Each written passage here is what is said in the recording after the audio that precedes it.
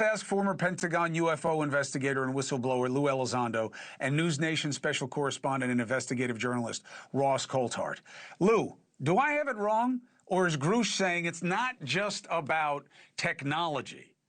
It's about organic, extraterrestrial beings that the U.S. government is aware of? Yeah, Chris, thanks for having me. I think what you are witnessing before our very eyes is the disintegration of perhaps the greatest cover-up in American history. He has testified before, for the record, David Grusch, about the existence of non-human intelligence. I had the honor and privilege to work and serve with David Grusch when we were both working at U.S. Space Force. And I can tell you what he had access to was very legitimate. But this is a big national, I think, a national conversation that's now just finally, I think, resonating with the American people, and they're waking up to the fact that, hey, you know what? The government's been lying to us. Ross, Tim Burchett comes up and says what I always say. Don't hit me with a tinfoil hat. I'm not talking about Martians. I want to know what they're doing with our money and our thing. He says that. This guy comes up right after him and says, yeah, it is about little green men. They do have information about it. That's it. That is the biggest piece of information, if it's true, that I have ever heard in my entire life. Well, g'day, Chris. I can tell you, having just come from a viewing of Steven Spielberg's fictional telling of Disclosure Day, it's quite something to see Dave Grusch talking about biologics, about beings, about different types of sentient, advanced, intelligent beings on the steps of the Capitol. And you're right, this is the next stage, the fact that we do know that the United States government is working with retrieved technology and beings. They do have retrieved biologics. That's from Dave Grusch on the record, under oath, before Congress. And he went so much further today. The thing that most worried me, and I'm sure Lou would agree, is the big revelation from Dave today was about foreign adversary intelligence. The fact that it's probably the Chinese, I suspect, are spying on our retrieval and reverse engineering programs. And Dave said he was apprised of signals intelligence information about foreign adversary UAP crash retrieval, exploitation and study efforts. So we're in a weird position where the Chinese or the Russians probably know more than the American public and most of the military and intelligence community and the president then frankly should be the case. It's appalling. I totally get it, and I agree with you. But again, who cares? I had to put this at the end of the show, Lou, because I don't know how to deal with this. Like, you know, if it's not true, then fine. I'm fine to have egg on my face that I reported it at all and that I gave it a platform, because it's that important. And I'm looking forward to how they say it's not true. But, Lou, if it is true, okay, I don't care that the Chinese are spying on us. That's what they do. We spy on them. We all do terrible things, and there's lots of technology. If there is life off of this planet, that is the biggest headline of our lifetime. And that phrase that he just used, plasmoid, whatever, what is he talking about, Lou? Yeah, he's referring to what some have speculated regarding orbs that have been viewed really since the 1940s during the Foo Fighter incidents, and then later over New Mexico skies, over controlled military airspace. And it seems that, at least in some cases, some of these orbs seem to have some sort of intelligence connected with them. And so rather than just being like, let's say, a probe or a drone, these things have been reported to almost behave and react in some cases as if there was ascribed to it some sort of I hate to say it, but life form. I got you. I was a more nuts and bolts guy when I was in the program. My focus was more on actual the physical craft. Yeah. But it has been speculated based upon observations that some of these let's all agree on this. I got to go to break. Mr. President, you better clear this up now. A group of bipartisan lawmakers joined UFO whistleblower David Grusch on the steps of the Capitol today for what is arguably the most public and most forceful push for government UFO disclosure this country's ever seen. They not only called for greater transparency, but also for the release of specific UFO files and for whistleblower immunity. Mr. President, I'm asking you directly, waive the non-disclosure agreements that still bind these patriots. Grant immunity to anyone and everyone who has already come forward and everyone who will come forward. Open the door and let them speak. Lawmakers and Grusch also accused the Pentagon of avoiding congressional oversight and spending money on UFO programs without congressional approval. And so, look, the time for disclosure is now. Disclosure today, disclosure tomorrow. The American people have a right to know. We know about these advanced technology programs. We know they come out of Area 51. They did when we went to kill Osama bin Laden with an advanced technology helicopter that Congress never funded. There's trillions of dollars missing at the Pentagon. Where does that money go? And just note, these are bipartisan lawmakers. That was a Democrat lawmaker just now, and before that was a Republican. For his part, David Grusch reiterated the allegations he made right here on News Nation 3 years ago. He said the government has a top-secret program that collects and reverse engineers aircraft of non-human origin. And then Grusch made big news. He was asked about how many types of non-human intelligence the government knows about. This was his answer. It's a continuum from corporeal bipedal type life to, you know, what I would consider like sentient plasmoid life, but there are several that the U.S. government is aware of. All right, my next guests may have opinions on that. They both have testified before Congress about seeing evidence of UFOs while on active duty in the Navy. Now private citizens, they are both advocates for greater transparency. Ryan Graves is a former Navy fighter pilot and founder of Americans for Safe Aerospace. And retired Admiral Tim Gallaudet is an oceanographer who served as head of the NOAA. He's the author of the upcoming book, Holding Fast in Heavy Seas. It is great to have you both here. Admiral, you were standing right behind David Grusch and Congressman Burleson as they were talking. The Congressman, Burleson, said that you and David Grusch are, quote, the most important people in this story because they endured an avalanche of stress, all because they believe the information belongs to you, the American. I have to think that felt good to get that sort of recognition that you had been pushing for so long for transparency. Well, hi, Elizabeth. It's great to be on your show again. And I try not to make this about me, to be honest with you. And Ryan will say the same thing. This is really about the truth, getting the truth to the American people. So I was glad to see a bipartisan push today.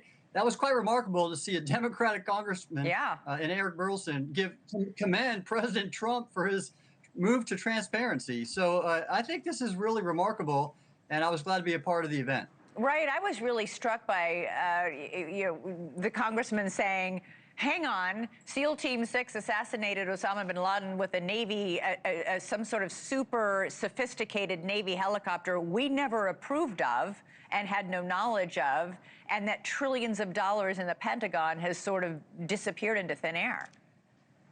Yeah, well, that was an important... Wait, Ryan, let Ryan do that, and then you can weigh in, Admiral.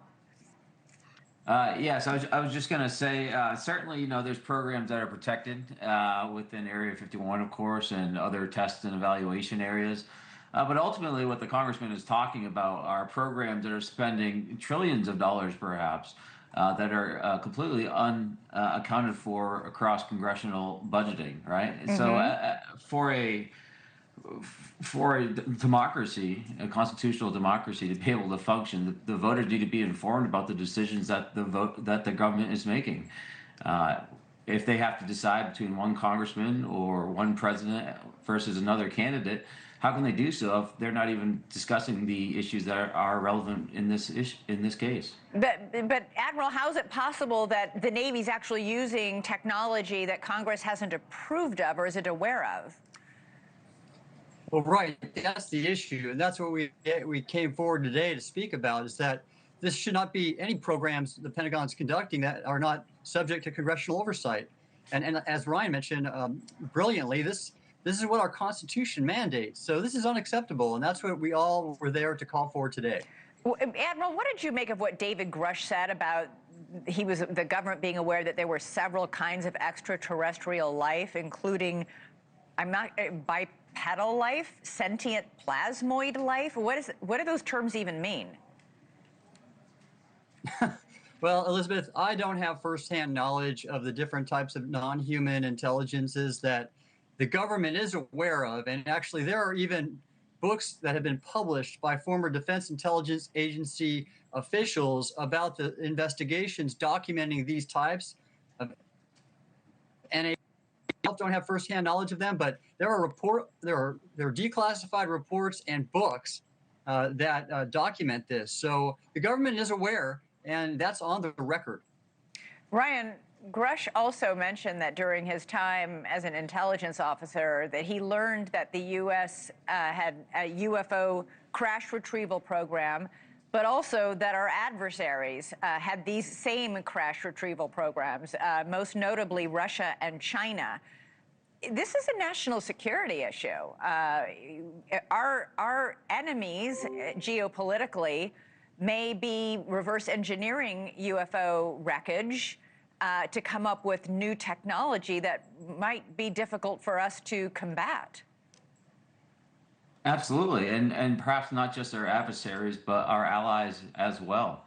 There's a lot of documentation from the Soviet Union and Russia, and interest shown in China on these topics as well. And ultimately, if this is a technology tree that we are withholding from our defense base, and our adversary is willing to utilize that technology against us, then our defenses against those technologies will be inadequate. And that's one of the gaps that is posed here for national security that we need to address. Never mind the fact that our adversaries, often such as China, have the ability to put a large amount of resources and people into specific problems where the compartmentalized nature of how we operate at a very high classification level prevents mass diffusion of that information. Is what allows us to have an innovative ecosystem with all the different brains in the United States that we can bring to bear on different problems. That's not what we're doing right now, and we run the vulnerability of falling behind countries that are willing to invest more into this. And why is it important? They called for whistleblowers to get immunity, to be able to speak freely, in essence. A lot of people have signed non-disclosure agreements. David Grusch said he was forced to sign one of those, and that there's a much more he can speak about, or would love to speak about, but cannot because of these non-disclosure agreements, these NDAs. They are calling for all whistleblowers to have these NDAs lifted. First of all, Ryan, you first, and then the Admiral, what are the chances those will be lifted? That's a really tough ask, but the pressure does seem to be building. It does seem to be building. You know, right now, those servants in the executive branch that have signed those NDAs are doing the lawful thing and adhering to the oath that they swore to protect that information. What this really is a battle between Congress to be able to lift those non-disclosure agreements or other restrictions that they might have. And that needs to come from the top of the executive branch, and that's exactly what the president. That group of fine Americans was calling for today. Meaning the president. Exactly. Admiral, I mean, these NDAs, you guys, Congress can call in all these people, and they will get there and say under oath, I can't tell you because I've signed an NDA. Yeah, this is going to be a tough hill to climb, Elizabeth, because if they just do it for UAP, that opens the door for a number of other topics, which are absolutely critical to have NDAs in place for national security.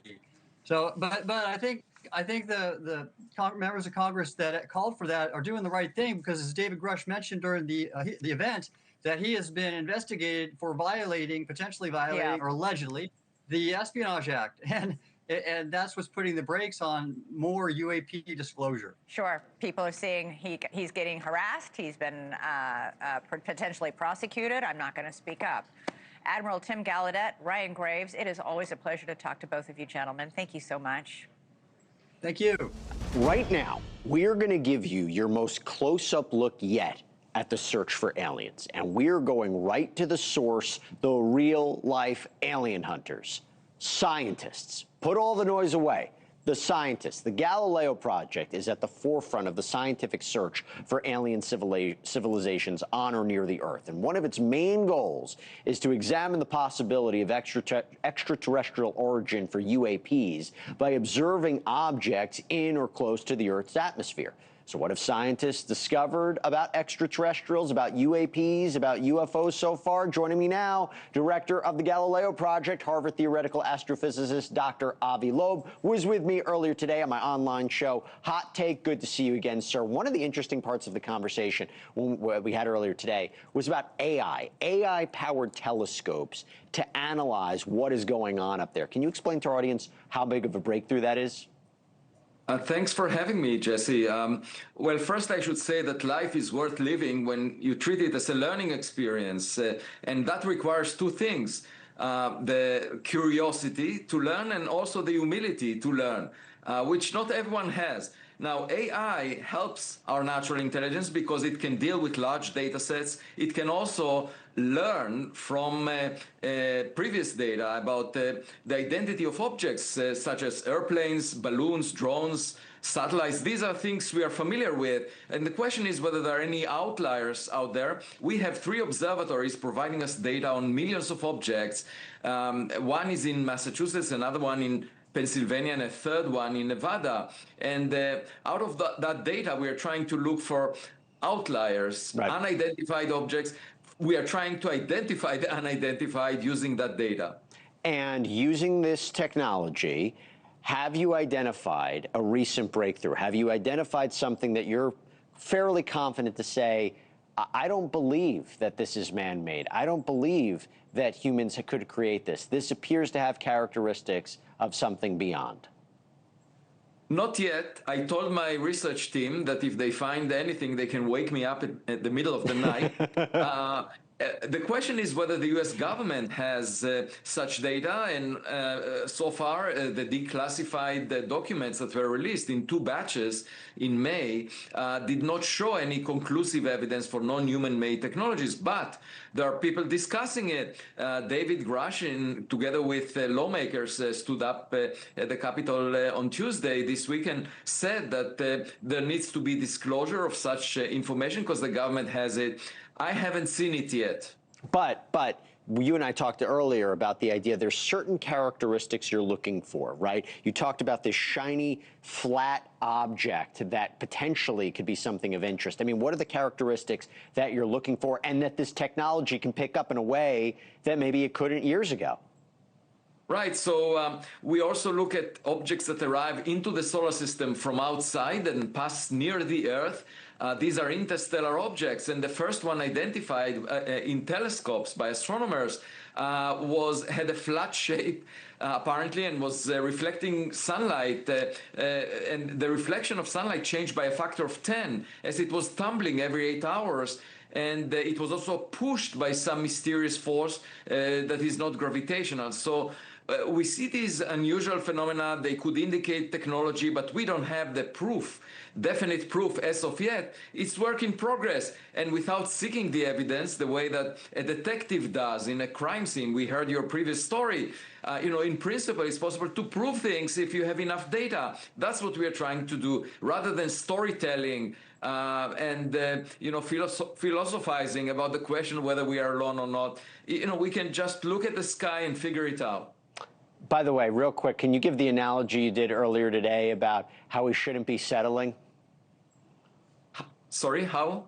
The dating, how you talked about dating, how we shouldn't be settling. Yeah, because you can view it as going on a blind date with some interstellar partner, and the best is to listen to the other side to figure it out. And of course, we can hope that the dating partner will be friendly, but it could also be hostile. So there is something to be learned by watching it and protecting the Earth. All in all, I think it would bring humanity to a better place because it will inspire us about new science, new technology, exploring space, because if someone else visits us, we might want to visit their backyard. And it will be humbling in the sense that we have a sibling to our family of intelligent civilizations. And, even if you believe in God, there is no reason to expect God to be a parent that can attend to only one child. It's an interesting way of looking at it. And by the way, talk about learning. I didn't know that Avi Loeb was going to use a dating comparison in an alien discussion, but hey, I love it. Dr. Avi Loeb, thank you so much for taking the time. Good to see you. Thanks for having me.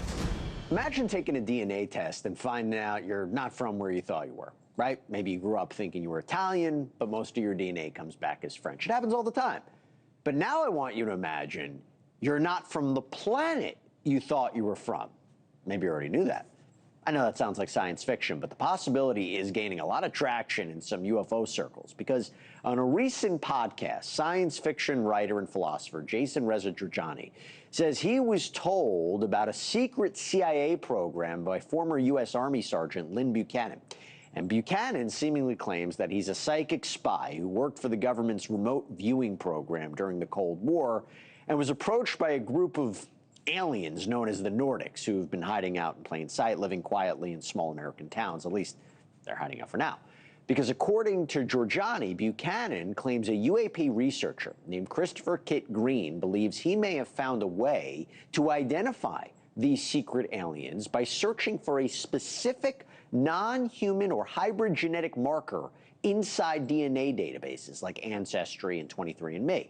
And on the pie chart listing ethnicities, there's something sometimes called a wedge. It's called other, which means unknown, unidentifiable. So UFO theorists believe that could mean extraterrestrial. Now, to be clear, I get it. I know this all sounds unbelievable, right? And yes, extraordinary claims require extraordinary evidence, but as new UAP files continue to be released by the Pentagon, is it fair to at least ask whether some of these things that we once laughed off maybe deserve some serious scientific scrutiny? You know who I'm bringing in. Avi Loeb, astrophysicist, Harvard professor, one of the leading voices pushing for a fact-based, evidence-first approach to the search for life beyond Earth. Avi, always good to see you. Happy to separate fact from fiction. This a real thing? Well, thanks for having me. I don't think it's very likely to be a real thing. I mean, it's possible the CIA or anyone else might have been curious about this question, but there is no scientific basis to lend any credibility to this possibility because, first of all, you know, for biological beings to travel interstellar distances, it requires a very unusual genetic engineering because we know that, you know, these trips, even at the speed of light, would take tens of thousands of years. And, you know, they are very hazardous because of bombardment by cosmic rays. You know, humans cannot survive for more than a few years on Mars or the moon. I hear that. Without I hear that. I guess the question is there a genetic marker that you could search for, potentially? Yeah, I mean, about the origin of our species, you know, of course, there could be paths that led to humans that are not fully recognized. That definitely is possible. And you could have also markers within the DNA that indicate some effect of transfer of life from, let's say, Mars to Earth. What is called panspermia. You can imagine situations like that. But, you know, the DNA is not necessarily universal throughout the cosmos. You know, the kind of genetic code we find nowadays in humans, you know, was very different if you go back 1 billion years on Earth or a few billion years. There weren't even cells. Eukaryotic genesis, you know, of cells in which the DNA is packaged. It only came about 2 billion years ago on Earth. That was less than half the age of the Earth. So imagining someone visiting us with similar DNA characteristics is extremely unlikely to be relevant because, you know, there is also the possibility of the helicity, the way the molecules of the DNA are organized, to be exactly opposite, and then it would be catastrophic for us to even touch such beings. I recommend not shaking the hand of an alien if you find one. I'll keep that in mind. I'll keep that in mind. Yeah. Well, so this whole Nordic thing, the Nordics supposedly looking like us, what do you make about that? Well, there are Nordic people on Earth, right? So, you know, obviously you can find them in crash sites of fighter jets, you know, in battlefields. So there could be a program for retrieval and reverse engineering of materials from, you know, aircrafts that were manufactured by adversarial nations. And some of them may be Nordics, some of them may be for another ethnic origin. So the whole idea that there are 4 species of aliens visiting us, I think, perhaps is a rumor that came out of retrieving pilots from crash sites that belong to different nations. You know, but I think it's extremely unlikely that indeed we're dealing with a being that somehow mingled with humans and made babies out of that. That is ridiculous. You know what it is, Avi? Nobody trusts the government. So this idea of, oh, they're secretly looking through ancestry sites to try to map out if they're extraterrestrials, I think that's a part of this as well, right? Is the government being transparent? It may well be that someone in government had the idea of checking. I mean, that's quite possible, but that idea itself is highly questionable, scientifically speaking. So I would say this person, whoever thought about the idea of checking the DNA, is not very credible, scientifically speaking. But in general, there may well be evidence for extraterrestrial materials, you know, and other things that the government holds, and they may be in corporations like Lockheed Martin, like Meter. Recently, Burleson, Representative Burleson was asking Meter to respond to a request. So I think, yes, we should check what the government knows and learn as much as possible, and maybe help them figure things out, because apparently they're at a loss if they're asking for information of this nature. Well, something to think about. Avi Loeb, thank you so much. Again, separating fact from fiction for us. I always appreciate it. Good seeing you. Thanks for having me.